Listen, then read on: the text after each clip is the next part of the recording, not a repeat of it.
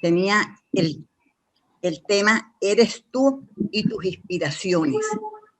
Tus emociones ante la naturaleza tienes que ver y mirar dentro de ti y no a tu alrededor. Podríamos...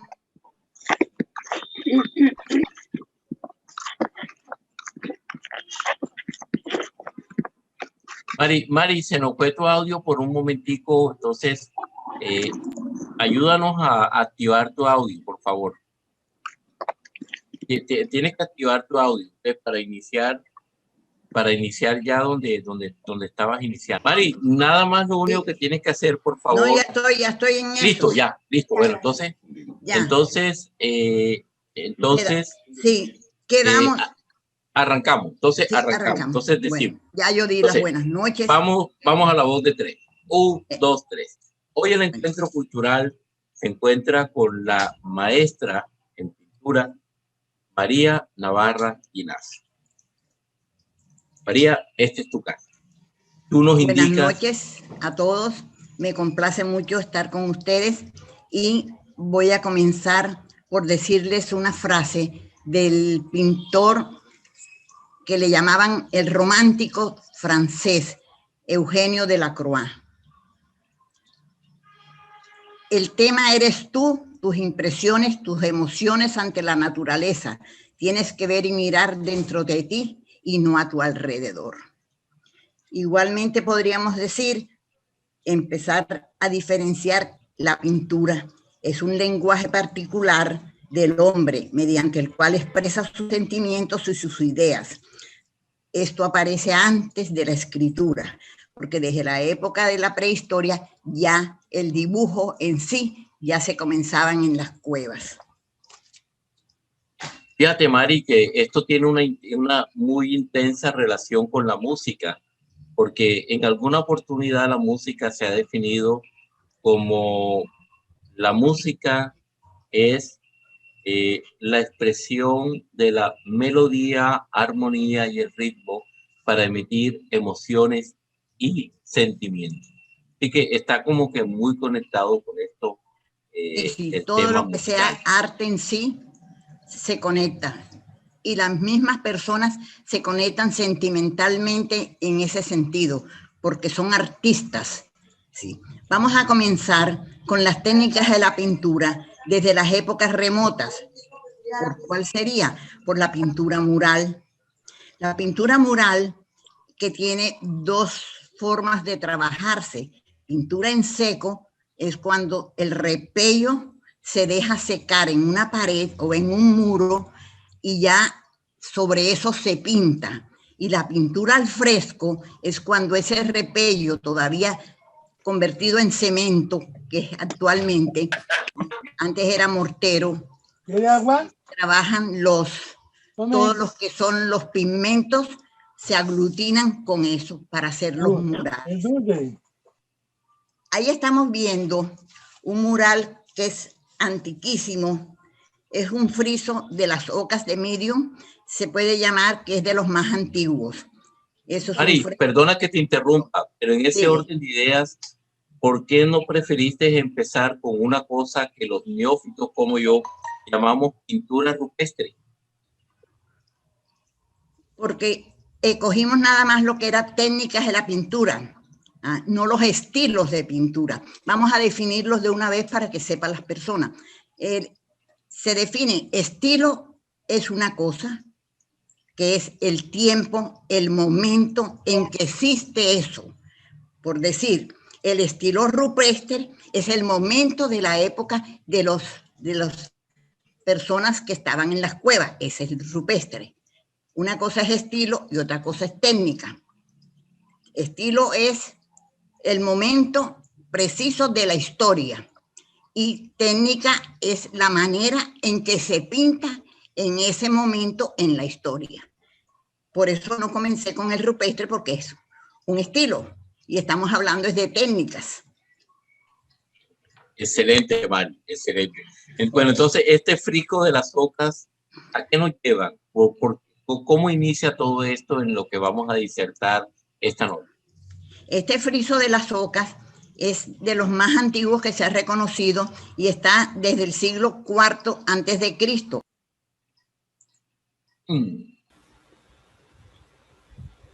Mari, perdona, se te fue el sonido, mija. Entonces, ten la gentileza, activa el sonido. Ya. Listo. No sé por qué se está yendo, pero bueno. Ok, no te preocupes maneras, que todos estamos pagando la novatada en esto de la técnica y el estilo. Sí, cierto. Todos somos brutos informáticos, tranquilo. Ok. Bueno, entonces, en los murales se hicieron en ese momento de la época antes de Cristo, precisamente porque la gente no sabía leer ni escribir y era la única forma en que le podían decir al pueblo a través de un gran dibujo, educarlos, ya sean frescos o murales políticos, educativos o revolucionarios.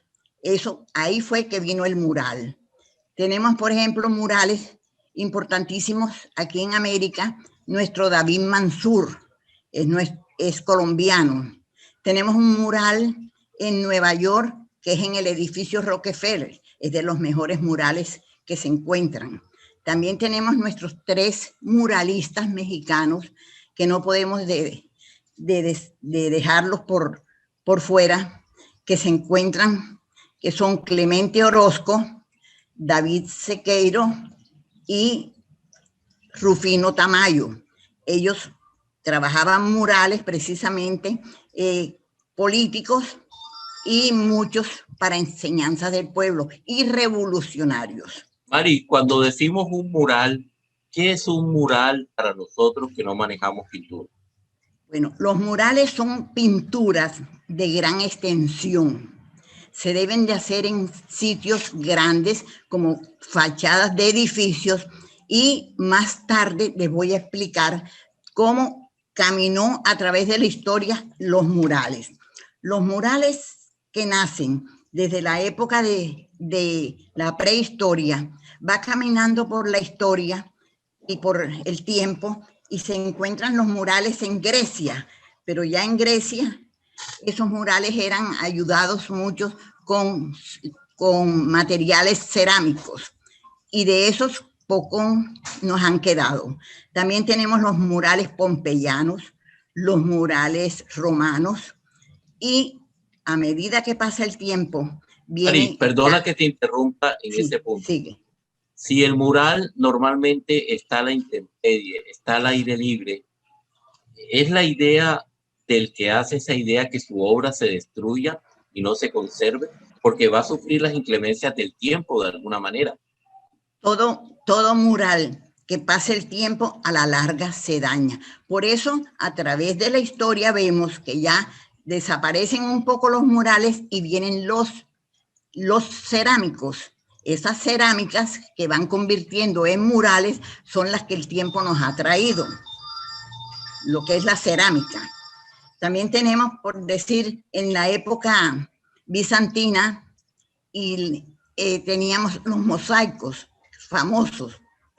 Ya cuando llega el gótico, el gótico es un estilo, como decíamos, estilo es a través del tiempo.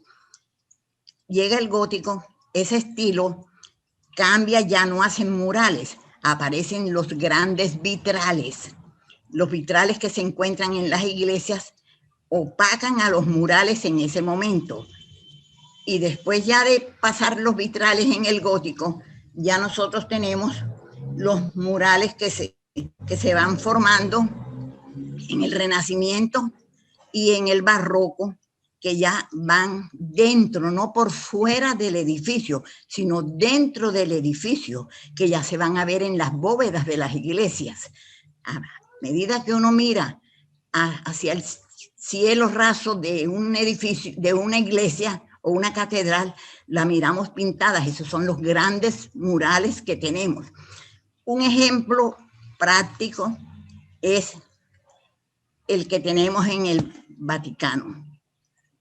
Ese es el mural que más podemos decir que es el padre de los murales. Sí. Todo lo que es Capilla Sistina.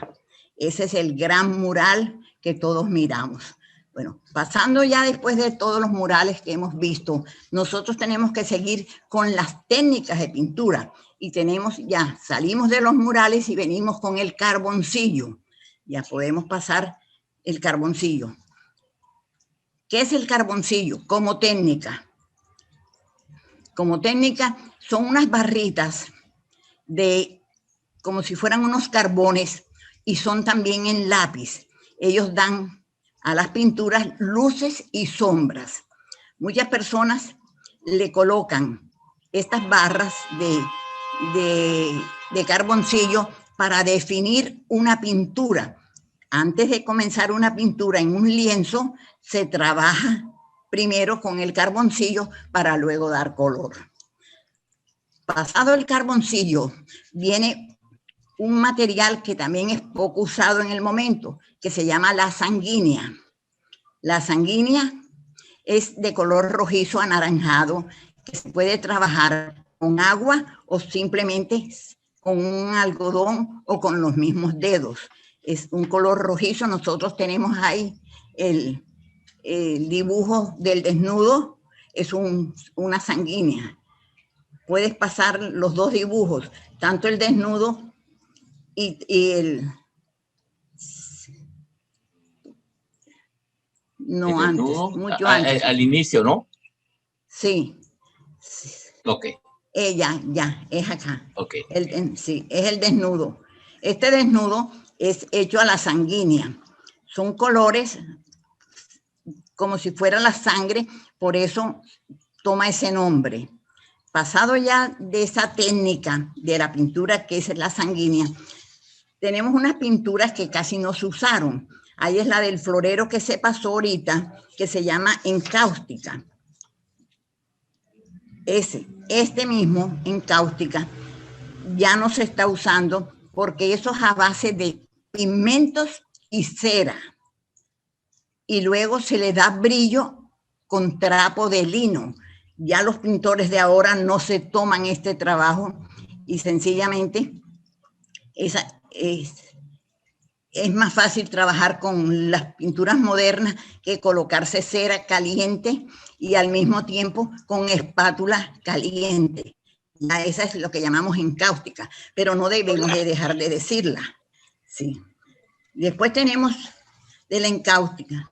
Venimos con las dos fotos que se pusieron ahorita, que se llaman el temple. Exactamente, el temple. Esta y esa, sí. Esa pintura al temple fue la que usaron en la época del gótico, del barroco, del renacimiento, porque no habían conocido los pintores todavía el óleo. El óleo se conoció en el siglo XV y XVI. Antes de esos siglos se trabajaba el temple. ¿Qué era el temple? Se trabajó desde Egipto, se trabajó el temple. ¿Qué era el temple? Era pigmentos de tierras con diferentes colores y al mismo tiempo clara de huevo y la yema. Y con eso hacían el tipo de pintura. Esas pinturas nunca brillaban, quedaban demasiado lisas y se iban a veces hasta desprendiendo. Últimamente han tratado de corregir eso en algunos cuadros de los famosos museos y los han venido retocando. Pasado ya con el temple, que ya no se usa, porque es una pintura, primero, demasiado antigua, segundo, demasiado trabajada. Venimos con la pintura al fresco, que también la tenemos después de esto. Seguimos. Bueno, dejemos esa. Esa es la aguada. Se puede decir que es la prima hermana de la acuarela, pero la aguada nunca lleva color. La aguada simplemente se hace o con colores ocres o con colores negros, blancos y grises. Es para dar la impresión de que estás tratando de trabajar para más tarde poder ver dónde se le da el color. Eso es la aguada. Muchos pintores como Rubens, como inclusive Picasso trabajó aguadas. Van Eyck también trabajó aguadas. que fueron, los holandeses fueron los que comenzaron con el óleo por primera medida. Después de eso, de la aguada, sigamos con la otra pintura, a ver qué es lo que debo hablar. Bueno, esta es una famosa pintura, inclusive de uno de los pintores más especiales, que se llama Toulouse-Lautrec, francés. Toulouse-Lautrec pintaba todo lo que eran los cabarets, sobre todo en el Moulin Rouge, era el pintor de todos los bares y el pintor de todas las danzantes. Esta técnica se llama témpera. La témpera se puede decir que es como una prima hermana también de la acuarela, pero siendo la témpera mucho más fuerte y al mismo tiempo pesada. Diferencia de la acuarela, que la acuarela tiene que ser con transparencia. En el temple se usa el blanco y todos los colores. En la acuarela no se usa el blanco es el papel. Sigamos. ¿Qué otro dibujo tenemos? Muy bien. Esta pintura es en barritas. Son unas barras de pastel que pueden ser en barras como si fueran unas tizas o también pueden ser en lápices. Uno de los más importantes pintores fue Degas, o Degas, como le quieren decirle. En un principio, esta pintura no se tomó como si fuera un arte, se tomó como si fuera para bocetos. Se hacían bocetos con esas barritas de pastel, hasta que Degas le dio su personalidad y al mismo tiempo la elevó a categoría de artística. Mari, ten la gentileza, nos pregunta alguien del auditorio, que les invitamos a que nos hagan las diferentes preguntas para dar un diálogo. Nos dice, ¿Leonardo da Vinci trabajaba al temple, la última cena? Sí, Leonardo da Vinci trabajó al temple y trabajó también acuarelas y también trabajó con clara de huevo y todas la yema. Es que esa era la pintura que existía en el siglo XV. Antes entre el XV y el XVI es que viene el óleo. Ya es cuando viene Leonardo, también como Miguel Ángel, todos a tomar el óleo. Pero el óleo en un principio no se usaba. Se vino a usar es después del 16, del 15 al 16 en adelante. La Mona Lisa no está pintado al óleo. Quienes la hayan visto se dan cuenta que tiene un brillo y tiene un esfumagio que de distancia, una perspectiva, y es precisamente trabajada al temple. Las personas se imaginan que la Mona Lisa es un cuadro grande. No, la Mona Lisa no tiene sino 40 por 60. Eso es todo. Exactamente. Sí, sigamos. Sí, la Mona Lisa nos pasa exactamente cuando uno llega a la Casa Blanca o llega al puente de Boyacá. Uno imagina el puente de Boyacá como algo grandioso y resulta que el puente de Boyacá lo que mide son 20 centímetros. Es 4 ladrillitos dando la vuelta. Y la Casa Blanca lo que es una cosita pequeñita que es más bella el Palacio de San Carlos. Pero claro, es más de eso. Sí. Agustín Garizábalo nos está preguntando, Mari, dentro de los muralistas que mencionó en México, ¿qué lugar viene ocupando Diego Rivera? Diego Rivera. Me decía Diego Rivera. ¿Y Diego Rivera qué lugar viene ocupando? Los tres muralistas más importantes de México. Diego Rivera, Orozco y Siqueiro. Esos eran los tres muralistas más importantes. Eran los de la época. De ahí han salido muchos, pero como imagen importante mexicana mural, son ellos tres. Como para decir nosotros, aquí en Colombia, nuestro muralista, David Mansur. Los demás son pintores, son muralistas, pero nuestra imagen es David Mansur. Sigamos. Acuarela. La acuarela tiene sus leyes. El pintor que sea impaciente no debe de trabajar la acuarela, porque esta es una pintura que precisamente se necesita de una paciencia porque uno nunca sabe cómo queda un cuadro, sino hasta cuando se seque. Y hay varias clases de acuarela. Lo más importante en la acuarela son los cartones. Entre más densidad de gramaje tenga el cartón, el gramaje de ese cartón es mejor para la pintura de acuarela, porque su agarre es mucho mejor.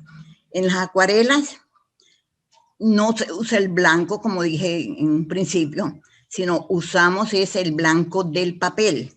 Pero muchas veces trabajamos pinturas de un cielo y al mismo tiempo lleva, por decir, un barco, y el barco lleva unas cabullas blancas. Entonces hay unos modelos para esto que se trabajan, ya sea raspando el papel, ya sea cubriéndolo con cera. Se cubren los espacios blancos con cera, una cera especial, o se raya el papel sacándole el color y dejando el papel en blanco. Esos son los blancos que se dan para la acuarela. Eso, a diferencia de la témpera. La acuarela no lleva pintura blanca. Entonces, la acuarela, su esencia es aguada, transparencia. Entre más transparencia tengamos en una acuarela, mucho mejor. Esta técnica de la acuarela también se puede trabajar con un poco de alcohol. El alcohol evapora rápidamente si uno quiere que se seque, porque hay dos tipos de acuarela. Acuarela en seco y acuarela húmedo. Húmedo quiere decir que uno moja todo el papel, lo colocan ante una tabla y esa tabla se le ponen sus tintes para que no se arrugue. Luego se trabaja sobre ese papel. Se llama húmedo sobre húmedo. Cuando solamente se trabaja con el papel en seco, se llama en seco. Entonces, esas dos técnicas, en todas dos se pueden hacer los trabajos de reserva de blanco. También se le puede colocar un poquito de glicerina. Cuando uno le coloca a la pintura de la acuarela un poquito de glicerina, el color toma diferentes formas. Por decir, uno va a hacer un paisaje y le echa el poquitico, una gotica de glicerina, y ese paisaje se extiende y va dando unas manchas verdes más claras, verdes más oscuras. Y esas son unas técnicas que se van conociendo a medida que se va trabajando la acuarela. Las personas casi no aprecian mucho la acuarela. Primero, y los pintores, pocos son los que trabajen bien la acuarela. Maestra Navarra, sigamos. En este punto queremos hacer dos preguntas en una. Lidia Marún, claro, nuestra gran amiga aquí del Encuentro Cultural, nos hace una pregunta que yo quiero complementarla con una propia. Nos dice, ¿cuáles son las distancias en las que un cuadro debemos estar para tener una buena impresión sensorial del que lo observa? Es decir, ¿a qué distancia deberíamos estar en un cuadro? Sí, para yo entendí perfectamente la palabra. Y un segundo elemento, maestra Navarra, sería este. ¿Cómo determinamos entonces qué material utilizar la gente que se quiere introducir a la pintura? Porque usted nos ha dicho muy sabiamente que si yo quisiera pintar en acuarela, en papel bond, de pronto me sale un desastre. O en un papel que de pronto no sea el apropiado para eso. No tiene agarre, no tiene agarre. No tiene agarre ni absorbencia. No, ya les explico las dos preguntas. La primera, el tamaño del cuadro nos da la distancia que debemos tener los ojos. Si un cuadro tiene 1 metro por 1 metro, nosotros debemos admirarlo a una distancia de 1 metro o un poquitico más, porque de lo contrario lo que vamos a ver son pegostes y defectos. Entonces, el tamaño del cuadro nos da la distancia a lo que debemos mirar. Ahí es la primera pregunta. La segunda, complementando la primera, de acuerdo al tipo de pintura que tenga dicho cuadro, también tenemos que ver la distancia, porque si es un cuadro muy moderno con empastes o espátula, no se puede ver de cerca porque no se va a ver nada. hay que verse de lejos también para que esos empastes tomen forma y color. Bueno, esa resuelta la primera pregunta. La segunda, ¿cómo se sabe qué pintura se debe usar en un cuadro? Bueno, hay personas que les gusta el óleo, ay, me encanta el óleo, sí, pero para llegar al óleo hay que pasar por muchas. Hay que pasar primero por la témpera, por el dibujo, primero dibujo, carboncillo, témpera, y luego lo mucho más fácil es el acrílico, porque trabajar en óleo, el solo hecho de los empastes y de las transformaciones de los colores, pues el óleo es la pintura rey, decíamos nosotros. Óleo es la pintura rey. ¿Contestada la pregunta, compañera? Perfectamente. Bueno, vamos a dejar en vivo, que desde Cali, Isidoro Corquidi, entonces habilitamos porque los que nos alzan la manito, bueno, entonces tenemos dos. Primero, primero por caballeros, María Silvina Sosa, desde el Caribe colombiano, tiene una pregunta. Y luego seguimos con Isidoro Corquidi, que tiene otra pregunta. Okay. Adelante, María Silvina.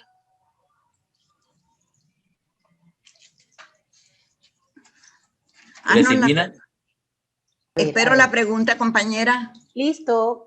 Muy buenas noches. Me siento honrada. ¿Cómo estás? Me siento honrada de escuchar a semejante mujer maravillosa, toda una maestra. Gracias. Esos honores, Dios, okay. Me encanta y agradecida con Mr. Smith por haberme invitado a este hermoso banquete cultural, porque en realidad uno siente que se está nutriendo grandiosamente, maestra, y la felicito y la admiro. Yo quisiera saber, después de hacer usted este recuento de las diferentes técnicas que supongo las ha conocido muy bien a lo largo de su vida profesional, ¿cuál es su favorita y por qué? A ver, ¿por qué? ¿Cuál es su favorita? Bueno, la verdad, en mis estudios que hice, conozco todas las técnicas. Hice una gran exposición de 35 cuadros con todas las técnicas que se encontraban. Pero lo hice por la exposición, pero no porque me gusta trabajarlos. A mí los que más me gusta trabajar son óleo y acrílico. Trabajé muchas acuarelas, pero no es lo que me llama mucho la atención. Pero acrílicos y óleos es el que más me he especializado. También hay una pintura que me gusta, pero esa ya muy poco se puede hacer porque se termina uno con los ojos, que son la plumilla. Esa base de rayitas y puntos, rayitas y puntos, rayitas y puntos y sombras, pero acaba con uno. Sí, acaba con los ojos. Sí. Muchísimas gracias. Bien, a la orden. Isidoro Corquidi, desde Cali, siempre fiel a su casa. Isidoro, mi coequipero y hombre de casa. Adelante, Isidoro. Leslie, muchísimas gracias. Mari, pues, qué agradable compartir con una persona, pues, como se dice, dueña del conocimiento en esta materia. Y hay una pregunta que por años, pues, me ha saltado la mente. Y es que cuando yo escucho a algunas de esas personas que dicen que no le encuentran la gracia a la Mona Lisa, yo digo, caramba, qué atrevimiento uno sin tener conocimientos profundos hacer una crítica de esa índole. Entonces yo me pregunto, digamos, yo quisiera que nos explicaras en dónde están los méritos de ese trabajo. De ese trabajo. ¿Por qué es tan importante? Ok, sí. Hay unos cursos muy especiales que se llama estudio de las pinturas. No tanto de las pinturas, de las obras de arte, en el cual el profesor va explicando cada objeto de dicho cuadro, cuál es lo que favorece y desfavorece en el cuadro y lo que hace que se resalte esa pintura. En la Mona Lisa tenemos un caso muy especial. El primero, es la primera vez en la historia que se crea el esfumato. ¿Qué es el esfumato? Es la lejanía. Si uno se coloca a mirar el cuadro, me lo estoy imaginando, y se pone a mirar a la Mona Lisa y ve el fondo de la Mona Lisa, ve ese esfumato, esa lejanía, que en vez de colocarle a unas montañas verdes o unos colores azules fuertes, lo va disminuyendo para que se fumen en el horizonte. Esa es la primera vez que existe el esfumato. O sea, una perspectiva perfecta, que la creó Leonardo da Vinci. Esa es su primera. El segundo es la mirada. El hacer ojos no es fácil. Y el que la mirada lo siga a uno, menos fácil. Y desde el punto que uno la vea, ¿qué pasó? Vamos a proyectar por un momentico la Mona Lisa para poder, para que la puedan al público. Y luego para el público ver la Mona Lisa y vean el esfumato. Y yo basado en la explicación que usted nos está haciendo, maestra. Pero adelante, continúe, por favor, bueno, mientras ubicamos acá. Entonces, en ese estudio que uno aprende, porque eso es un curso de 2 años, de cada obra que uno va estudiando, los contras, los ojos lo van siguiendo, pero ¿dónde está el detalle de los ojos? En lo que llama uno la niña. Es el centrico chiquito, negrito que tenemos, y ese no lo pones redondito, sino medio ladeado, y si uno lo ve de izquierda te está mirando, y si uno lo ve de derecha también te está mirando. O sea, son cosas que en ese momento, pues, ese genio de Leonardo, que nos impresiona todavía, lo hizo. Otra, la belleza de esas manos, el color de la piel, el que la figura sobresalga, prácticamente sobresale la figura ante el paisaje. Ahí la tiene. Bueno, si miremos el árbol verde que tenemos aquí a la derecha de ella, no es verde oscuro, ya es la lejanía.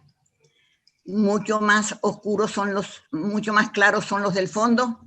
Vean el río que también se va alejando. Miren esa perspectiva. Eso es una perspectiva desde la parte amarilla de abajo, aquí a los 3/4, ya se le ve la perspectiva. Veanle las manos, el color de la piel, que parece que uno la tocara y estuviera blandita.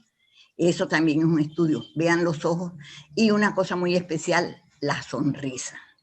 Esa es la base de la Mona Lisa. Y también, ¿por qué ha sido famosa? Porque todavía no se ha dicho quién era la figura que era la Mona Lisa. No se sabía si era la esposa de un conde, la amante de Leonardo o una de las duquesas. O sea, esa incógnita fue la que dio en el Renacimiento, pero este no fue el Renacimiento al principio del 400, este fue ya el Renacimiento del 500, que se divide en dos. El Renacimiento se divide en dos partes, el 400 de 1400 a 1500 y pico, y del siglo XV al XVI, que es el 500. Entonces, en eso del Renacimiento fueron los mejores cuadros de la historia, los mejores pintores, se puede decir, y entre ellos tenemos a Leonardo da Vinci. ¿Comprendido, compañero? Muchísimas gracias, Mari. Por supuesto que el hombre en el Renacimiento llegó a ser otra vez el centro del universo, y por esa razón pues hablamos del Renacimiento de una manera plena. Claro. Terminamos este segmento, por favor, de las preguntas para quiero dar una línea. Quiero decirte unas palabritas. Él fue el que hizo las medidas humanas perfectas, y entonces en esas comprendemos por qué su cuello, su cara, sus manos tienen sus medidas de 3 veces la cara hace el cuerpo, 2 veces las manos hace la cara, y así tiene unas medidas que las hizo él. Ok, seguimos. Concluimos este segmento de preguntas con Raque de Lima, que nos había pedido la palabra. Adelante, okay. Raque. Y seguimos. Adelante, Raque. Dímela, hazme la pregunta. Hola, maestra. Mi pregunta es sencilla. ¿Cómo se dice? ¿Tonos pastel o tonos pasteles? ¿Y por qué? No, tono al pastel. Porque estamos hablando de una barra, no de varias barras. Las barritas de pastel. Tono al pastel, porque estamos trabajando. Gracias. Estamos trabajando en esa barrita al pastel. Ok. Gracias. Adelante, maestra. Continuamos entonces con las técnicas y estábamos entonces, para el rey de las pinturas, que es el óleo. Ok, y entonces aquí continuamos, por favor. Vamos a deshabilitar aquí y continuamos entonces con nuestra presentación, por favor, sobre las diferentes técnicas que tenía. Entonces, vamos a continuar acá y compartimos pantalla. Vamos con nuestra presentación. Seguimos con...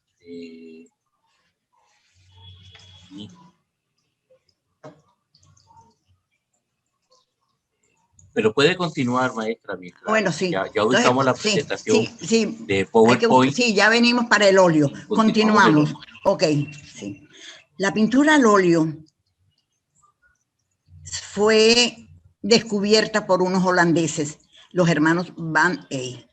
A partir de ahí, la mayoría de cuadros que se estaban trabajando en ese momento al temple, acuérdense que el temple era pigmentos con clara de huevo y la yema, dejaron de usar esta manera tan difícil de trabajar y empezaron con el óleo. Aunque muchos cuadros al temple son combinados, lo que llamamos pintura mixta.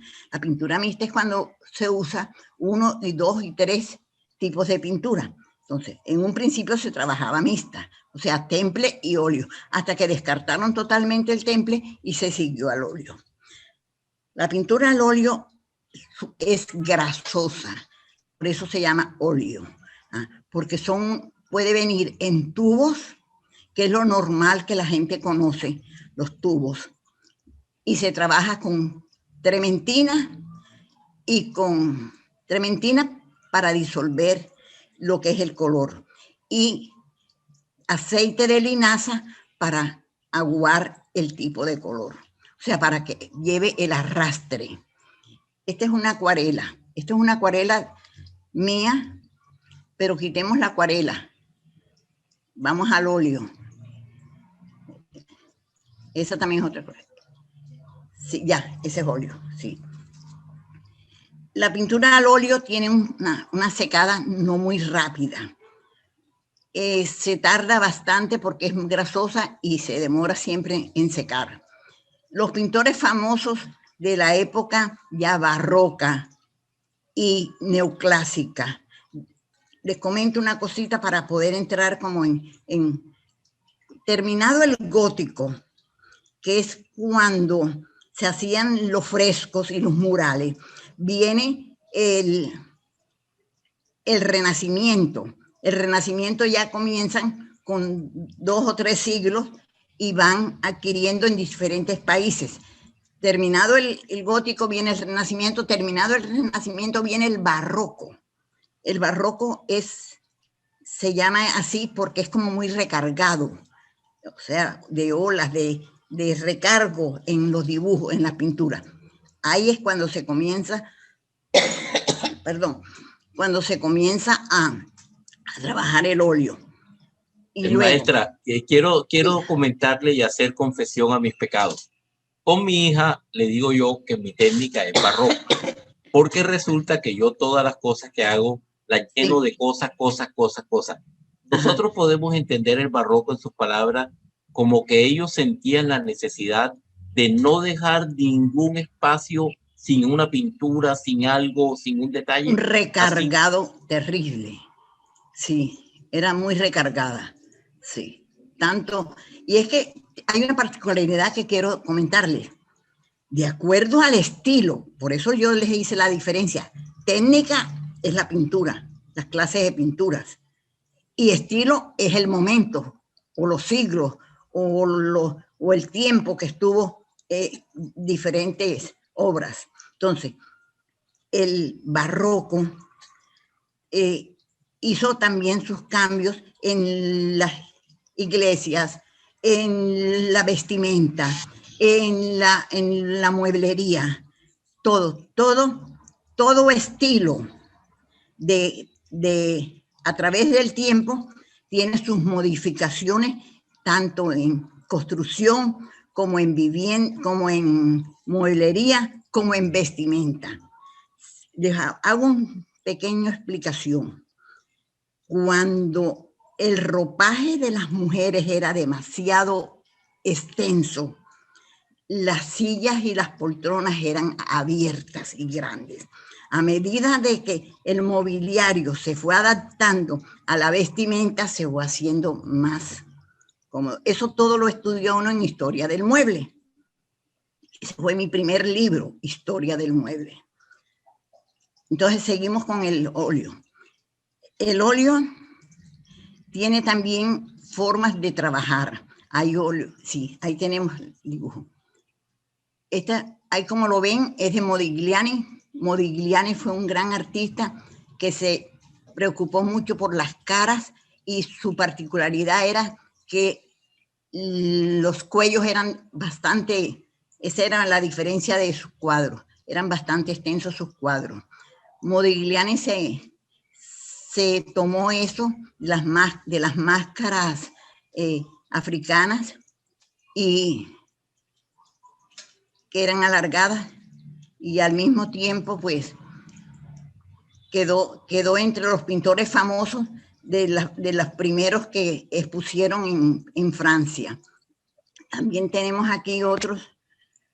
Aquí hay un cuadro en la mitad que quiero que lo alcancen a ver. No sé, maestro Smith, profesor, ¿podría pasarlo todo o nada más tenemos este pedacito? No, el otro, el que está en la paleta de pintura. Esta es la paleta, usted me lo envió así, señalándolo sí, de la paleta. Bueno, cortado, qué pesar. Pero la figura esta paleta que ustedes ven aquí es las cantidades que se van arreglando y formando para formar esta figura. Eso hace uno cuando trabaja óleo, que va en la misma paleta que está trabajando, va modelando los colores que va a colocar. Por eso hice esa expresión ahí para que se viera. Ok, seguimos. Dice así, técnicas de óleo. Bueno, aquí tenemos esta también es una pintura al óleo y está en el Museo Orsay. El Museo Orsay de París es uno de los museos, después del Louvre, es de los más completos. Claro, sin dejar de pensar en el del Prado, que también es lo mejor, pero de los que tenemos ahí en París, tenemos el Louvre y el Orsay. Son los dos museos más famosos y completos. Claro, que hay una cosa que les quisiera comentar, porque lo vi. Muchos de los cuadros originales que se encuentran en los museos, por decir, vamos a hacer el comentario, en el Louvre, se pueden ver, digamos, en el Museo de Bélgica, el mismo cuadro, pero no es el original, son copias del original, hechos inclusive por pintores famosos, pero uno cree de que ha visto el original allá y por qué lo tenemos aquí. Y los originales son cuidados en los museos a través de que no permiten a veces como acercarse mucho. Qué raro que este señor esté tomando ahí una fotografía, no sé por qué, pero a uno no le dejan tomar fotografías porque pueden dañar los cuadros. A mí me pasó que en todo lo que era escultura podía uno tomar fotos, pero cuando ya llegaban a las salas de cuadros, no permitía que se tomaran las fotos. Bueno, Entonces, seguimos con el óleo.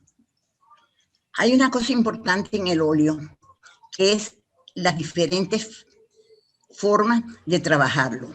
Podemos trabajarlo al seco, o sea, con el pincel seco. Podemos trabajarlo con el pincel húmedo. Se puede trabajar también con empastes. Se puede trabajar con resaltador, pasta resaltadora, ya la venden, porque antes se hacía con polvo de mármol. En épocas muy lejanas se usaba el polvo de mármol para darle volumen a la pintura. Digamos, se va a hacer un lazo, y entonces se le daba el volumen con polvo de mármol, y sobre el polvo de mármol seco se pintaba. Ahora no hay una pasta resaltadora. Eso también es otra modalidad. Y también otra modalidad de pintura es la espátula, que ya son trabajos diferentes, trabajar con espátula. Sigamos con el trabajo del óleo. Venimos ahora con ya todo el mundo pues creo que lo conoce, es el pintor Picasso, las señoritas de Aviñón. Con este entrenó Picasso. No fue el primer cuadro, porque él desde los 14 años comenzó, que era uno de unas barcazas y de unos en un atardecer, se llamaba Atardecer en Marbella, parece que se llamaba. Okay. Pero este ya es los primeritos cuadros modernos. Si miramos bien y miremosle la cara de la que está a mano derecha arriba y la que está debajo de ella, se darán cuenta que parecen máscaras africanas. Esa tendencia en esa época se hizo, ya nos acordamos cuando les dije lo de Modigliani, pues ahí también tenemos que Picasso recurre a las máscaras africanas. Hay una cosa importante en Picasso, él tiene varias temporadas o épocas. La época azul, que pintaba mucho en azules de diferentes tonos, la época rosa, que también pintaba mucho tonos rosados, y ya cuando comienza a descomponer la figura, es cuando ya entra en lo que es sus verdaderas obras, que ya es el Picasso que nosotros conocemos. Maestra Navarra, me detengo un poco. Dime. Hablar de Carlos Gardel irremediablemente es hablar de tango. Y yo siempre he dicho que Gardel le hizo mucho daño al tango, porque después de Gardel no ha habido más referentes de tango. En esa analogía, un pintor puede crear un estilo que nada más sea de él, porque yo pienso en cubismo, y dicho sea de paso le preguntamos qué es el cubismo, y nada más pensamos en Picasso. En Picasso. No, pensamos en dos que fueron famosísimos, Picasso y Gris. Fueron los dos famosos y fueron contemporáneos, pero más se conoce a Picasso. Pero se conoce porque él fue un pintor muy excéntrico. Entonces ahí viene la variedad de por qué un pintor es más conocido y otro no. Porque se da a conocer, ya sea con excentricidades, con matrimonios diversos, con problemas y peleas como Toulouse-Lautrec, y entonces se dan a conocer por algo. Van Gogh, entonces uno dice, Van Gogh, sí, Van Gogh pintó óleo. ¿Y por qué se conoce tanto a Van Gogh? Porque Van Gogh toda su vida no ganó ni un centavo, se lo ganaron fue el hermano, y luego, ahora un cuadro de Van Gogh no lo puede comprar nadie, por lo menos nadie entre nosotros decimos. Le leo una pregunta directa. La ignorancia es atrevida, entre ellos me incluyo yo, que soy el más ignorante en toda esta noche. Y para el ciudadano de a pie puede parecer un cuadro nada agradable el que estamos viendo de Picasso. ¿Dónde radica la belleza de su obra? Para serle franca, no tiene ninguna belleza. Y le voy a dar una explicación clara. No es el cuadro el que vale, no. Es el que trata de venderlo y quien lo compra en ese precio que lo valora. Ahí está. Si alguna persona me quisiera comprar un cuadro a la ligera y yo te doy lo que tú quieras y yo llego y le digo, bueno, me das $50,000, mire, no soy yo, no es el cuadro, es que él me valoró esa pintura. Entonces, ahí radica. Tenemos unos ejemplos claros y actuales. Cuando Botero comienza a pintar y hacer esculturas, él mismo se compraba los cuadros y él mismo le ponía el precio. Así que se valora un cuadro y enseguida todo el mundo dice, vale ese cuadro. Yo vi cuadros de $15,000, $20,000 en exposiciones en una calle de Miami y yo no le vi nada de extraordinario. ¿Ah? Así que no es tanto el cuadro en sí, lo que hace el dibujo, porque de dibujo no tiene nada, es el valor que le dieron en ese momento que valorizó la pintura. Ahí radica eso. Continuamos.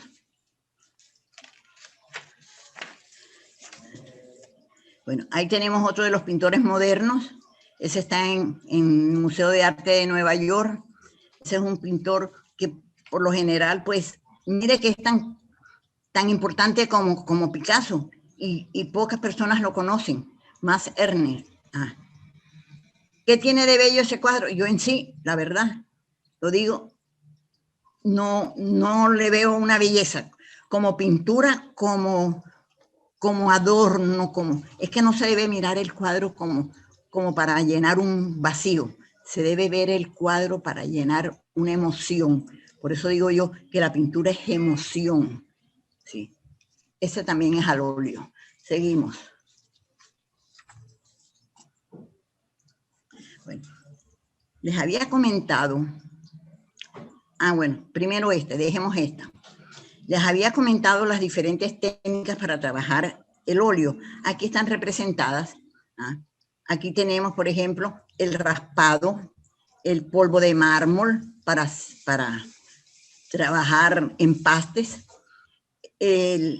lo que es la pasta resaltadora, el garabateo que se hace con pincel seco y el granulado que se trabaja con pincel seco también para que dé o con espátula para que dé la impresión de granos, de volúmenes pequeños.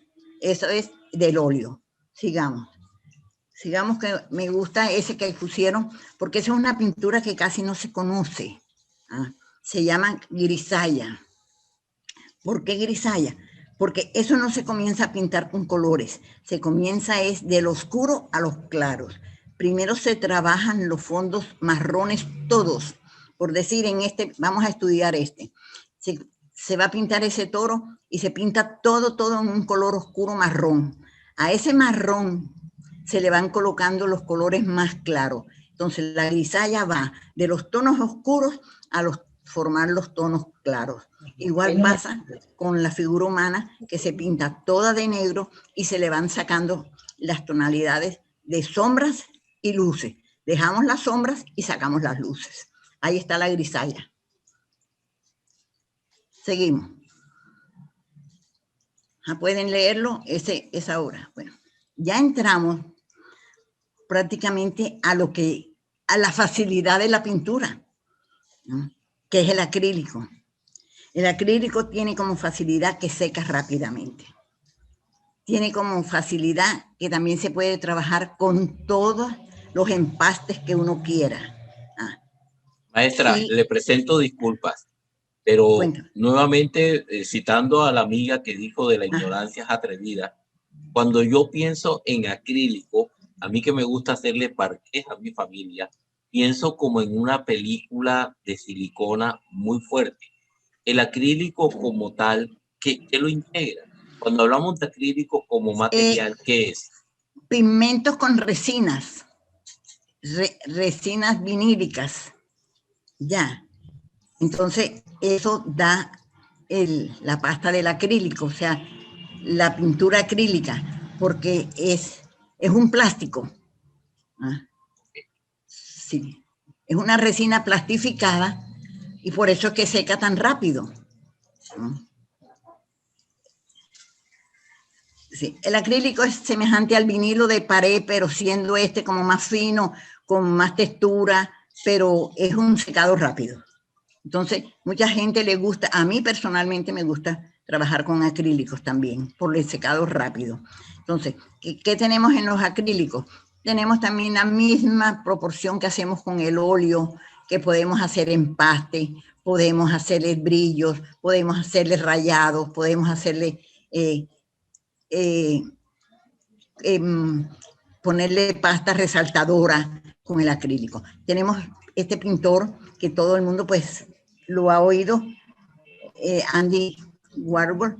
Él, su pote de tomate que lo hizo famoso, ha hecho películas y es famoso. Tiene, como digo ahí, tiene un secado rápido y es la técnica más usada actualmente, porque primero que se trabaja con agua. Entonces es muy fácil de quitar, no se ensucia mucho uno y tiene sus ventajas. Sigamos con el otro, que son los dos pintores más famosos, que son ese y David Hockney.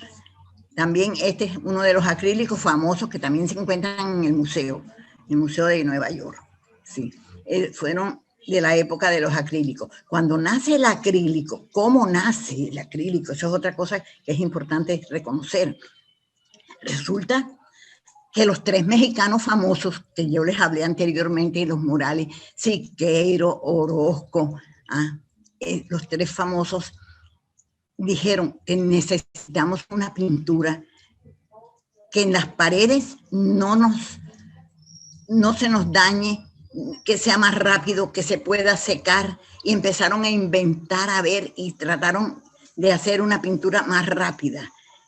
Resulta que en Inglaterra, ya cuando ellos estaban inventando en México, dicha pintura ya en Inglaterra salió, y es el ya famoso acrílico. Por eso ellos, los últimos murales que hicieron, los hicieron con acrílico. El acrílico no se le desprende ni con el agua. Después de colocado en el cuadro, muchas veces, muchas personas, para darle mayor brillo a una pintura acrílica, hay unos potes de pintura como unos sprays que parecen que fueran unas pinturas de esas sprays, como unas lacas transparentes, y se les coloca, preserva la pintura y al mismo tiempo se puede limpiar.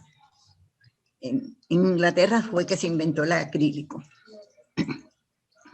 Bueno, nuevamente damos parte a nuestro auditorio. El maestro Isidoro Corquidi de Cali tiene una pregunta relacionada al tema. Adelante, maestro Corquidi.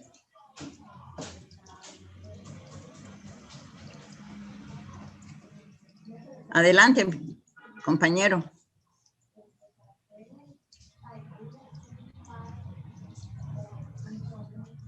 Isidoro Corquidi. Isidoro. A ver, ahí ya me escuchas. Sí, ya lo escucho. Sí, okay. Sí, Mari. Para pintar rostros humanos, ¿cuál es la técnica más adecuada para pintarla? Y digamos, ¿cuál es el material que es más recomendable para pintar esos rostros? Bueno, te voy a dar una respuesta muy clara. No todo el mundo pinta figura humana. A veces se coge un modelo de figura, de un rostro, y con eso trabajas todos los cuadros con ese modelo. Pero pintar tú directamente, como hacían los renacentistas, que pintaban a los papas, que pintaban la cara del príncipe, que pintaban, ya es un estudio muy profundo. Yo creo que ellos, porque tenían mucho tiempo, será. Pero pintar rostros se necesita tener mucho arte en eso. Es decir, rostros diferentes, no un solo tipo.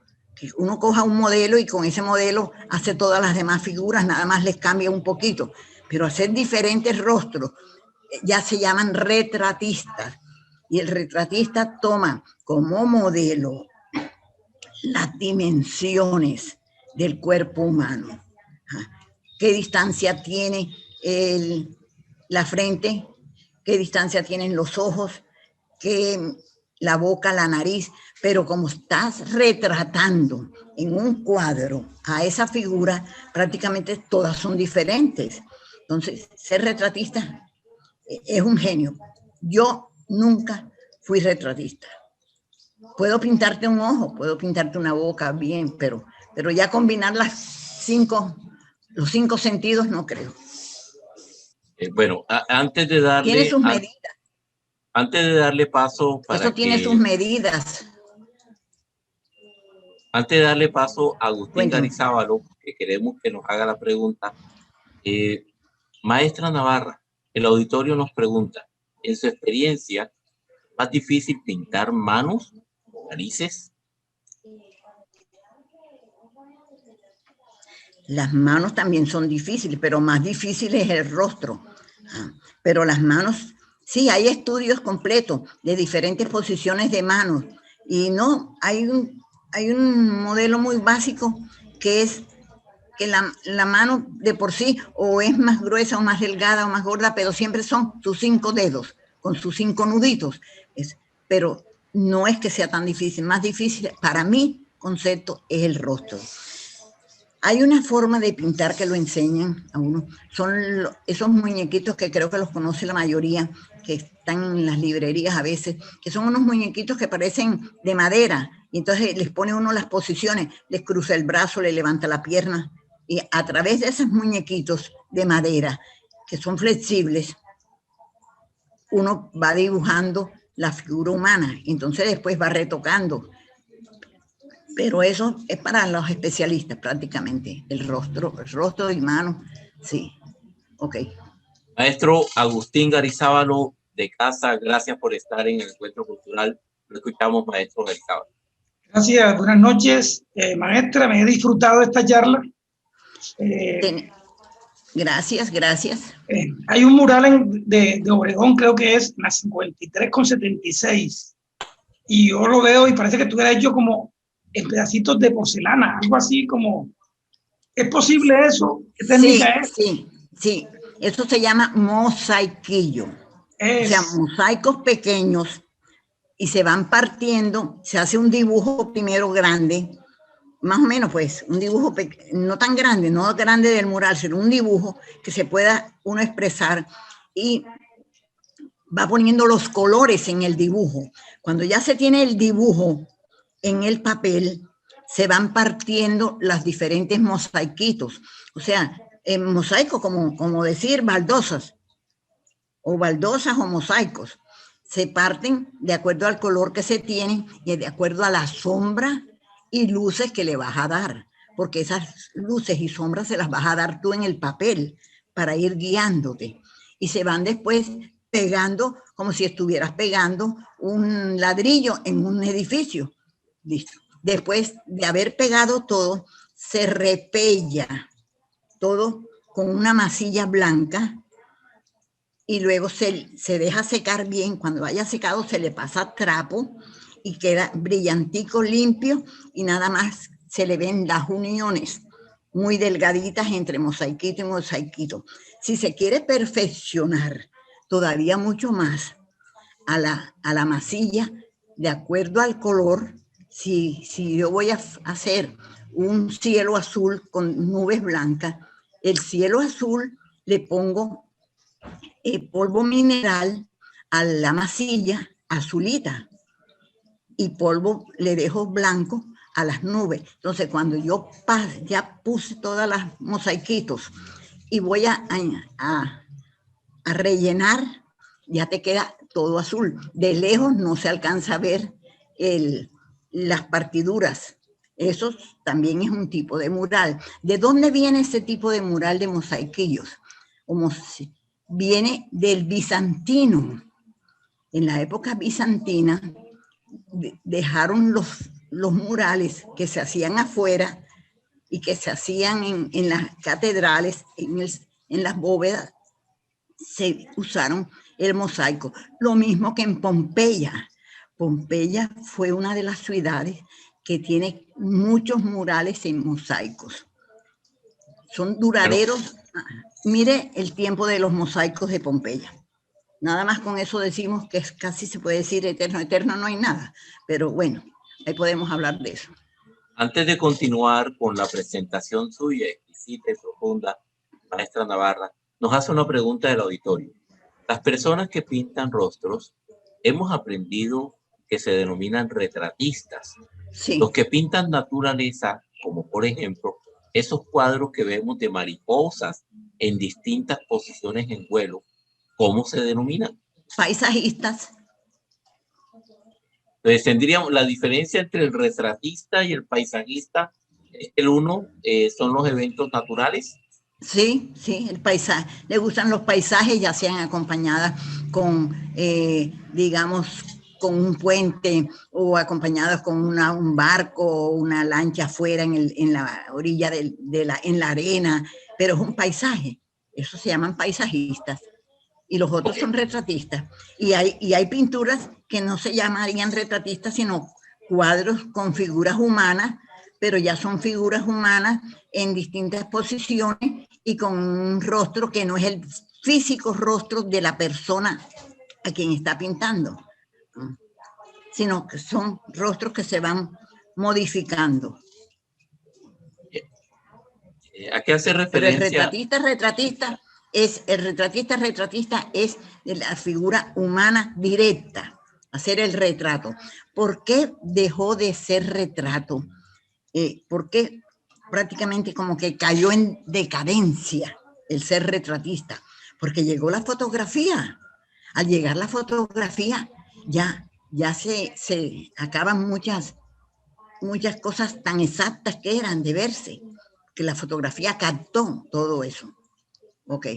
Bueno, no queremos hacer, porque no es el propósito del espacio cultural, maestro Navarra, pero varias personas nos han dicho que quieren tomar clase con usted, que quieren que las acompañe en esto. Incluso una de las últimas preguntas que teníamos era que alguien del auditorio deseaba, es mi interés pintar en tela.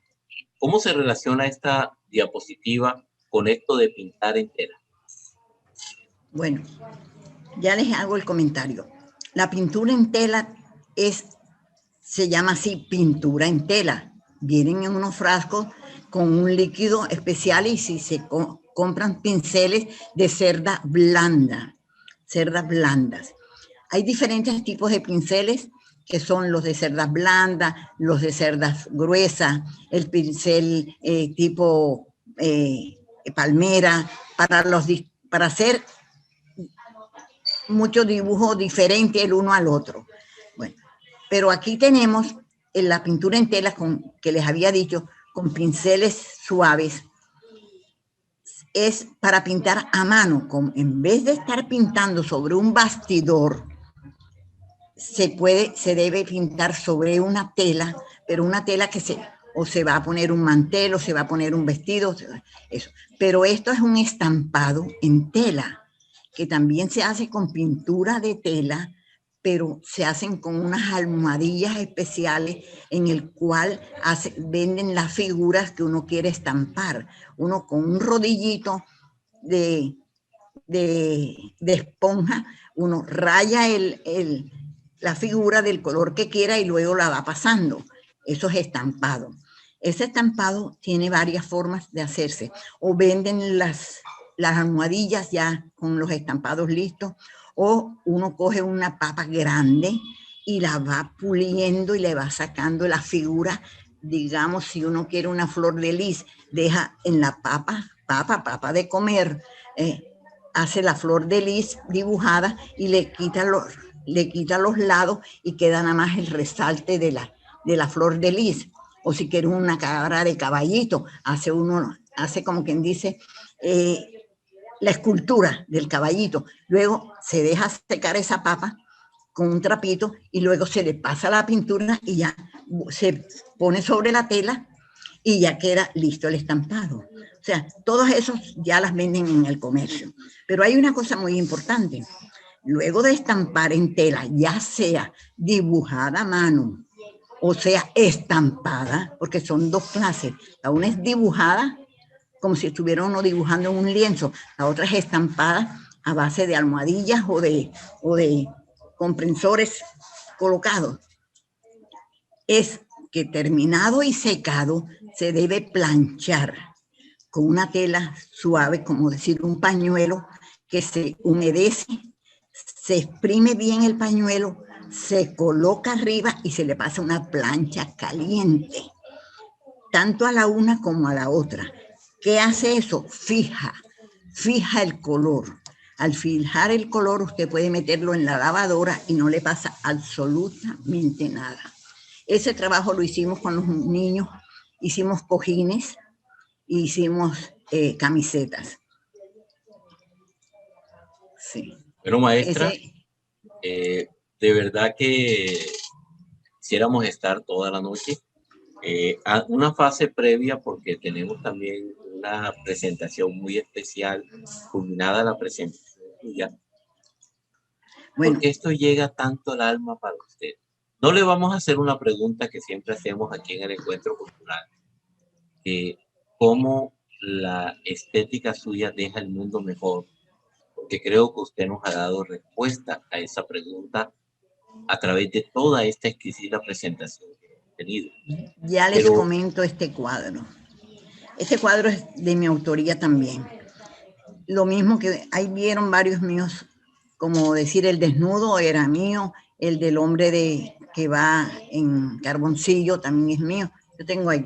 Bueno, este es muy especial porque esto es óleo, pero no es el óleo que conocemos, es el óleo en barra.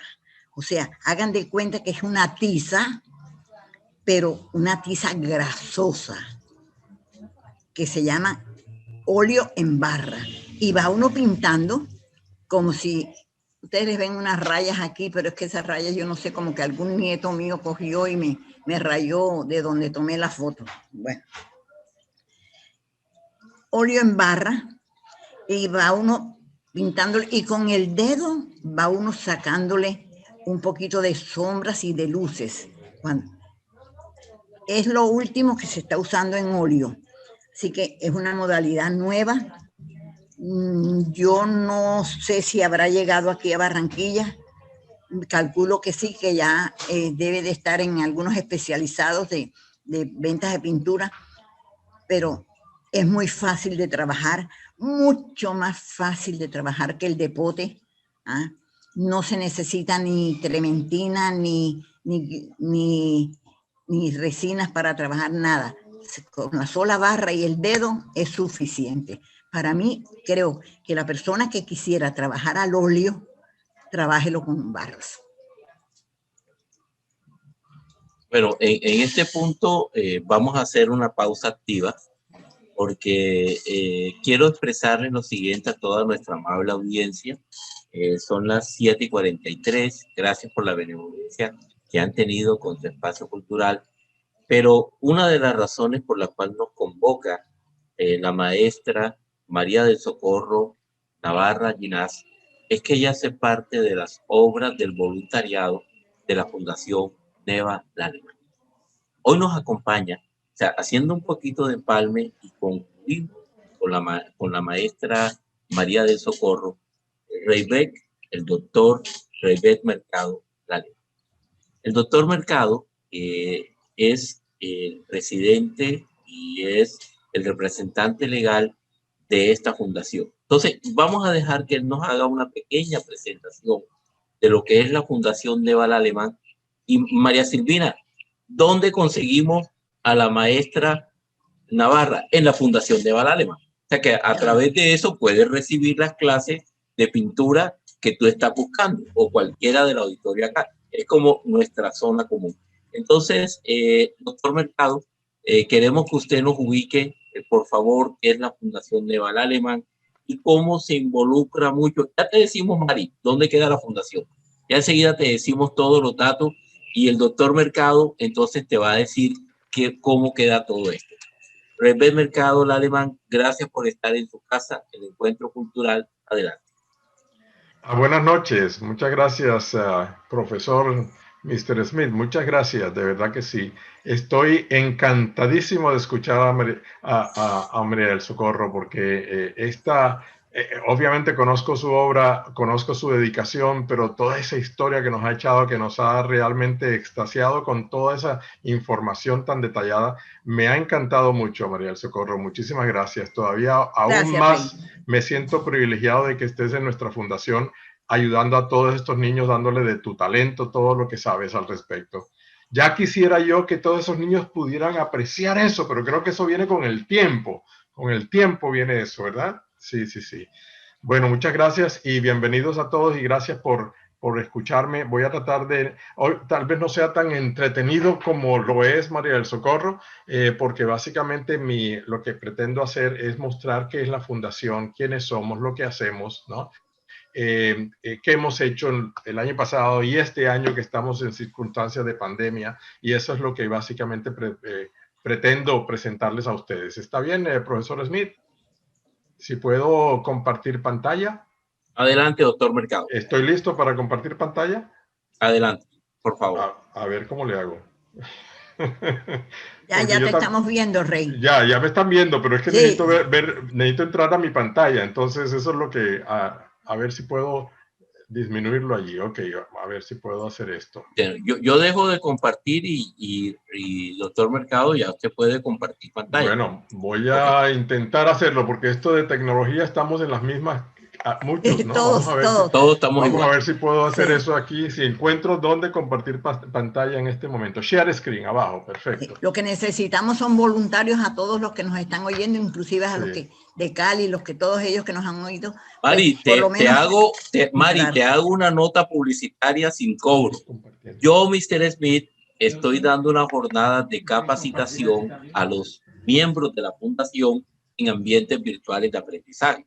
Así que después hablaremos un poquito donde todos podemos hacer algo para dejar el mundo mejor a estos niños, que es lo que va a puntualizar ahora el doctor Mercado. Ok. Claro. Pregunto, ¿ya están viendo mi pantalla ahí? Sí, señor. Bueno, entonces voy a bajarle a esto un momento y voy yo soy educador además, ¿no? Además yo soy de Barranquilla, antecedentes de ser médico, pero vivo en Estados Unidos, aunque comparto mi vida mitad aquí, mitad en Barranquilla, donde vive mi madre Neva Aleman y donde tenemos la fundación. Entonces, aquí soy básicamente educador, trabajo en educación, por eso me tomo digamos, el momento para presentar esta técnica del PowerPoint, que creo que nos puede ayudar a resumir lo que quiero presentar, ¿no? Creo que me informan si todo va bien ahí, si se está viendo todo bien perfecto. hasta el momento. Muy bien. Bueno, pues básicamente mi intención es mostrarles qué es la Fundación Academia Neva Aleman. Tenemos aquí a nuestra inspiración, que es Neva Aleman. Muchos la conocen, otros tal vez no, ¿verdad? Ya es una señora que es mayor, por supuesto, y que tiene mucha trayectoria en el área del arte. Maestra por excelencia, ¿no? Desde que comenzó su carrera. Pero hablando muy rápidamente de ella, pues una artista que comenzó siendo genio desde niña, ¿no? En el área de la pintura, y esa fue su pasión toda la vida, ¿no? Y obviamente, pues ya en este momento está retirada por cuestión de edad y de salud, pues está retirada del área de la pintura como tal. Pero nos ha dejado este legado, ¿no? Que es la Fundación Academia Neva Aleman. Nosotros comenzamos hace 9 años. 9 años. Hace 9 años cumplidos. Ya estamos en el 10º año. Así que este año vamos a estar celebrando el cumpleaños en noviembre de 10 años de la fundación, ¿no? Sí. Básicamente nuestra misión es ayudar a los niños que están en comunidades vulnerables. Somos una organización sin ánimo de lucro. Desarrollamos en ellos el liderazgo, ¿no? Que ellos se sientan que sus capacidades y sus habilidades las tienen futuro, ¿no? Que tienen esperanza, que tienen oportunidad, que pueden estar comprometidos con la sociedad porque valen, ¿no? Y que reconozcan ellos ese valor que ellos tienen.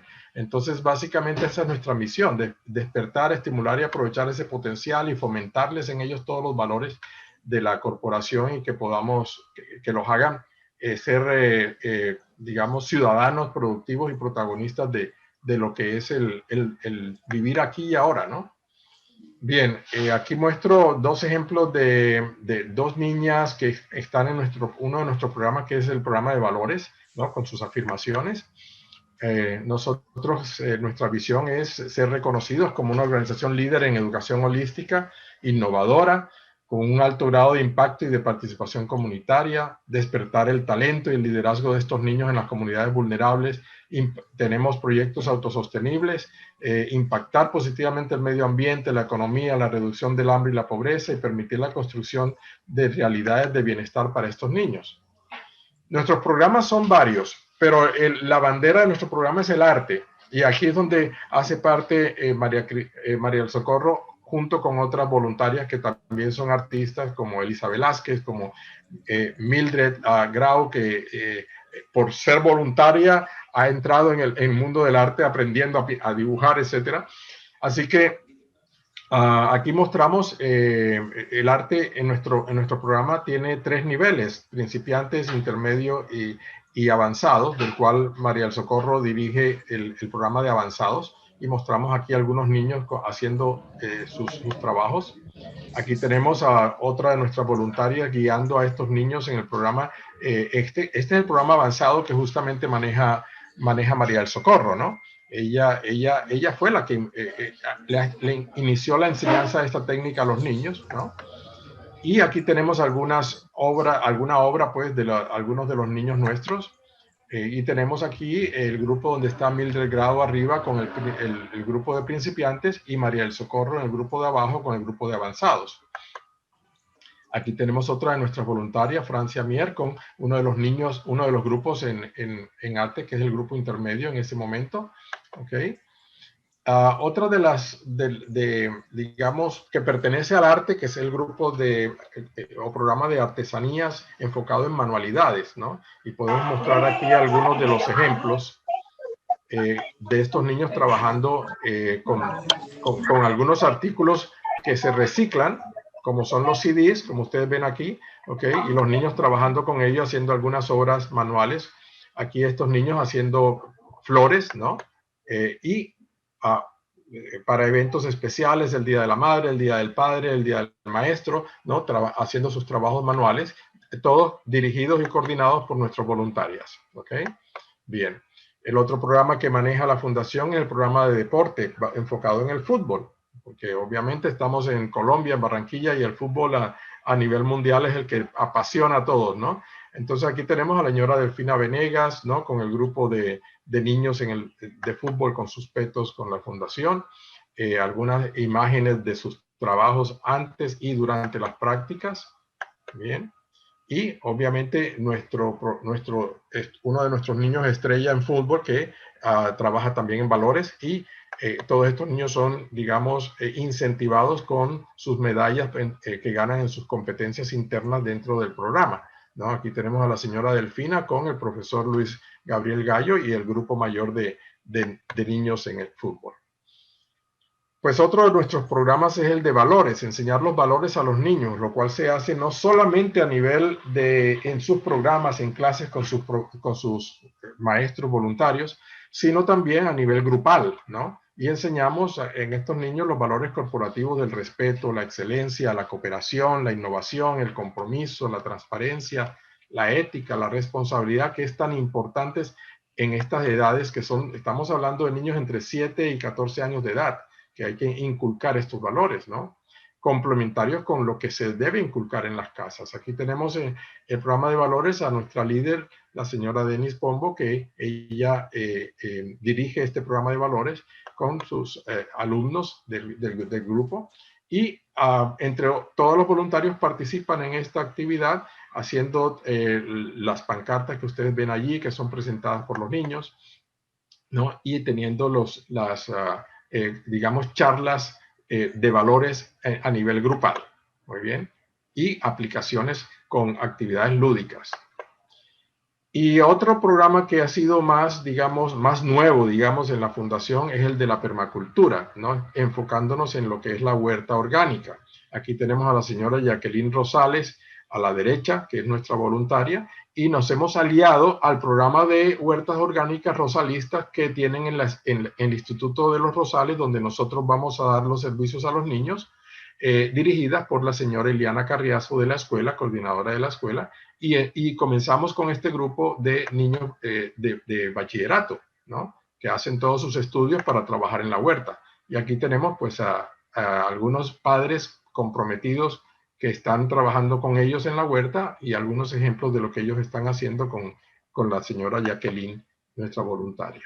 El otro programa también que hacemos es el programa de salud, prevención en salud, y tenemos la escuela de padres o de madres, digamos, pero es escuela de padres porque incluye a los padres también, aunque son muy pocos los varones padres que se presentan en estas actividades. Aquí tenemos al doctor Antonio José Mendoza y a su señora esposa, doctora Regina de Mendoza, que es nutricionista, que han dado charlas sobre nutrición para prevención en salud en la escuela de padres, en la escuela donde vamos, en Los Rosales. Muy bien. Y este es un grupo de voluntarios, un ejemplo de nuestros grupos de voluntarios, ¿no? En donde incluimos también aquí a las madres, no sé si ven el cursor, pero a las madres que son madres voluntarias que pertenecen a nuestro grupo. ¿Okay? Y aquí trabajando en la oficina, en la dirección nuestra, que es en la residencia de mi madre, Neva Aleman de Mercado, allí en el poblado. Bien, pero todo eso es lo que hacíamos antes de marzo del 2020, porque obviamente como a todos nos pasó, se presentó la tal pandemia y tuvimos que suspender todas estas actividades, debido a que es el cierre de las escuelas, todo el mundo confinado. Todos nosotros los voluntarios también no podemos salir. Bueno, ustedes conocen la historia, ¿no? De lo que pasó, lo que ha pasado en la pandemia, que todavía continúa, pero por lo menos está un poco más abierta ahora. Pues, ¿qué pasó? Que tuvimos que suspender actividades, pero no pudimos quedarnos quietos, porque aunque estuvieran en sus casas, los niños siguen necesitándonos. Entonces, iniciamos un par de proyectos el año pasado con el tema de Contagia de Generosidad, con el cual nos aliamos a un día para dar Colombia, Giving Tuesday, que es una organización internacional, y hicimos entre mayo y junio una entrega de alimentos de 126 mercaditos que entregamos a los padres de familia de los niños de la fundación. Y aquí vemos algunos de las voluntarias entregando estos mercaditos. Y posteriormente, en septiembre iniciamos, cuando ya se abrieron las escuelas las enseñanzas remotas y clases remotas a nivel virtual, entonces iniciamos el auxilio tecnológico durante la pandemia en el 2020. Esto lo hicimos con ayuda de Tigo, la compañía Tigo, a los cuales nosotros nos comprometimos con ellos y nos ha dado una excelente, digamos, ayuda, porque con ellos tuvimos los chips o planes móviles que pudimos dar a 100 niños de la fundación y algunos niños más de la escuela. Aparte de este auxilio tecnológico, también hicimos una gran rifa en diciembre, en donde María del Socorro donó una de sus obras, ¿no? para esta rifa, que nos ayudó a recaudar fondos para el inicio de este año. Y también hicimos ayudas a los damnificados por el huracán Iota en San Andrés, Providencia y Santa Catalina, haciendo una recolecta de especies que fueron enviadas a las personas damnificadas. Aquí tenemos en estas imágenes al director de la escuela, el señor Gustavo Bustos, que ha sido un excelente colaborador con nosotros, y en la escuela donde se repartieron los planes móviles de Tigo a los padres de estos niños que fueron beneficiados. Pues todo esto lo hemos podido hacer gracias a los benefactores, gracias a los voluntarios, ¿no? Gracias a todo el público que nos ha venido conociendo, y estamos siempre en busca de más voluntarios que quieran ayudarnos, que quieran ser voluntarios en la fundación, compartiendo su talento, sus conocimientos, su experiencia, que participen con los niños, con los mismos voluntarios, fortaleciendo nuestros programas, colaborando en la programación y ejecución de eventos que se puedan dar durante la pandemia y el próximo año, participando con la sensibilización en la comunidad para poder buscar estas ayudas, atrayendo nuevos voluntarios y buscando alianzas con otras organizaciones. Entonces, básicamente eso es lo que queremos, buscar recursos humanos, voluntarios que quieran darnos de su experiencia, que podamos nosotros beneficiar a más y más niños en esta entidad de Los Rosales. ¿Okay? ¿Cuáles son algunas necesidades básicas que hoy día tenemos? Ahora, les decía al principio que nosotros estamos en el 10º año. ¿Okay? Este 10º año ya hemos comenzado nuestras actividades. Tenemos que cambiar todo lo que estábamos haciendo presencial a actividades virtuales, que es un reto para todos con esto de la tecnología. Y obviamente estamos necesitando ayuda para capacitación para actividades virtuales, ¿no? El profesor Smith se ha ofrecido a ayudarnos en parte con esto, pero estamos buscando ayudas para esto, ayudas administrativas. Ahora mismo estamos buscando un administrador de empresas y de mercadeo que nos ayude para subir a la fundación a un nivel empresarial más alto, ¿no? Para que sea más conocida, porque vamos creciendo. Necesitamos de una secretaria, necesitamos de un gestor de proyectos que nos ayude con proyectos a nivel privado y a nivel público, ¿no? Y obviamente estamos en búsqueda de alianzas con instituciones públicas y privadas, y siempre estaremos necesitando donaciones en dinero y en especie, y siempre estaremos necesitando voluntarios que nos ayuden, porque en este momento nuestro grupo es pequeño. En este momento tenemos 12 voluntarios que son los que están poniendo al frente con los niños todo, y tenemos un respaldo de otras 15 personas más que nos dan el apoyo, pero siempre en este momento que estamos creciendo necesitamos de más personas que nos puedan dar más apoyos. Así que agradecemos muchísimo a todos aquellos que con buena voluntad quisieran montarse o subirse al bus de nosotros para ayudar a estos niños. Y aquí viene la información que tal vez algunos de ustedes están interesados. ¿Dónde queda la fundación? Las oficinas de la fundación están en la residencia de la señora Neva Laleman, que es en Barranquilla. Aquí tenemos el teléfono fijo, el teléfono móvil, que es el mío, con el cual hay que obviamente pues contactarse conmigo para hacer cualquier movimiento que queramos hacer en la fundación. Tenemos la página web, que es la fundacionneva.com, para que todos puedan entrar al internet y ver lo que hacemos con más detalle. Tenemos la dirección electrónica de la fundación en Gmail, la dirección electrónica mía directa en Gmail, y también nos pueden seguir en Instagram y en Facebook para ver lo que estamos haciendo, donde estamos constantemente poniendo nuestras actividades allí. Así que agradezco muchísimo que nos hayan dado esta oportunidad, profesor Smith, y a María del Socorro, que me tienes enamorado después de esta exposición hoy. ¿Ok?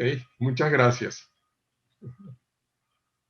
Muy bien, entonces ya podemos cambiar. Perfecto. Gracias. Bueno, como dijimos, lamentablemente el tiempo se ha perdido, pero o sea, Mari, deseamos que actives tu micrófono, por favor. Te presento disculpas, pero quedas comprometida con nuestro auditorio a la segunda parte de esto. La segunda parte, de manera voluntaria, no pedida y sin obligarla, va a entrar Mari a decirnos cuáles son los materiales que se deben utilizar para iniciarse en la pintura. Y la segunda, con caballete en mano y con técnica, ayudarnos a iniciar en el mundo de la pintura. Hoy hicimos una introducción que, más que dejarnos respuestas, nos dejan preguntas para podernos iniciar en esto de compartir con el otro. Y quiero contarles muy sucintamente, Mari, ¿puedes hablar, mija? Por favor, tienes la palabra, por favor. Muy sucintamente lo que ha sido para mí una experiencia maravillosa en el voluntariado de la Fundación Neva Laleman, dando mis aportes como instructor de ajedrez. Y ahora, en esta segunda parte, desde mi área de experticia, que es la educación, colaborando para que el grupo pueda ser más eficaz en ambientes virtuales. Así que no tenemos que pensar necesariamente en el tema de dinero, el cual es muy bienvenido y muy necesario, pero también aquellos talentos que podemos nosotros dar para dejar el mundo un poquito mejor a estos niños de la comunidad de Los Rosales que tanto lo necesitan. Mari, tienes toda nuestra atención, por favor. Debes activar el micrófono, mija. Marisoco, mija, tienes que activar el micrófono, debe estar desactivado. Ya. Sí. Fuerte y claro. Bueno, en la despedida les quería comentarles que el que desee tener un recuento vago, rápido, de lo que son los estilos a través de la historia, comenzando, como habíamos dicho, por el arte rupestre y hasta el arte moderno, podríamos hacerlo pasando por todas las épocas, siglos antes de Cristo y después de Cristo. Un recuento rápido y con eso, digamos, el rupestre, el cretense, el etrusco, el romano, el griego y así bizantino, y vamos pasando por hasta llegar inclusive a la China. Vamos viendo todos los estilos cortamente y nos hacemos una idea de cómo se trabajó el arte en esas épocas. Podríamos hacer uno de esos, antes de los pinceles, o sea, antes de lo que es material, de glicerinas. Nuestra maestra, usted nos dice, el espacio cultural está a su total disposición con la maestría. Porque para poder adentrarnos en lo que es el arte, hay que saber el por qué vino el arte. Entonces vamos a pasar a través de los siglos en la historia, vamos a caminarla rápidamente en una hora. Así será. A todos los que nos invitaron, nos acompañaron esta noche. Y espero que me acompañen también en la próxima. Y lo sabemos acá. A todos en su casa, el Encuentro Cultural. Mil gracias, maestra María del Socorro, por su atención. Y gracias a todas las personas que estuvieron con nosotros para seguir inspirando al otro y dejar el mundo un poquito mejor para el otro. Exacto. Nos vemos en nuestro próximo Encuentro Cultural el próximo viernes. Como yo fui profesora durante 30 años, pues a mí me gusta enseñar. Entonces, lo que yo sé, quiero pasarlo a los demás. Ok. Buenas noches.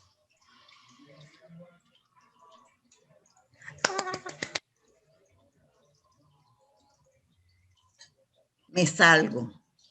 Chao.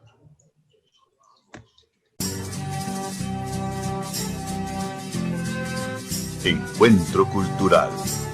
Ayer, hoy y el mañana.